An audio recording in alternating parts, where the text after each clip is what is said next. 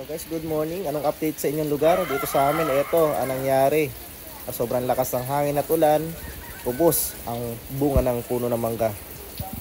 Ayan, nagkalat na sa kalupaan ang mga bunga ng mangga. Dahil sa lakas ng bagyong Aghon, lakas ng hangin at ulan, nadala niya. Ito guys, ang nangyari.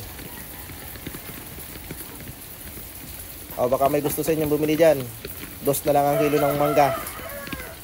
O, ayan po. Ang dami yan. At ito naman sa aking babuyan, ito nangyari. Nagsitumbahan ang mga saging. Tikan pang malagpakan ang bubong ng aking baboy. Ayun, yung dalawang baboy na nasa kabila, nalipat na doon sa kabila, sa inahin. Pasok na dito sa kabila. Sobrang takot siguro at sa lakas ng hangin kagabi. Ayan, tumba mga saging. Ayan. Sigurado yung kalat, mga saging ang dami yan. na namang May linisin siniro na naman mamaya. dahil sa bagyo.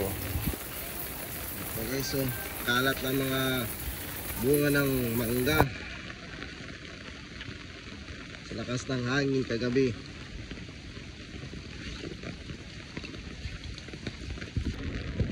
Ito guys yung kanal ng airport mula sa dulo ng Masiga hanggang dito sa Bahi, kung saan po guys yung sinasabi ko. Tingnan nyo, nagkaroon na ng pangpang.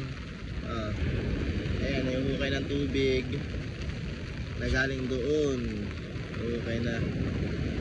So ayan, lumalim na lumalim. Dati oh, pantay na pantay ito, mula dyan sa taas hanggang dito pantayan.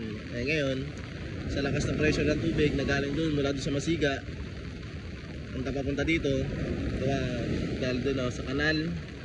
Pero mas okay na rin naman yan dahil kasi pag may bagyo dito, doon nagbabaha sa gitna, doon dumadaan ng tubig. Ayan.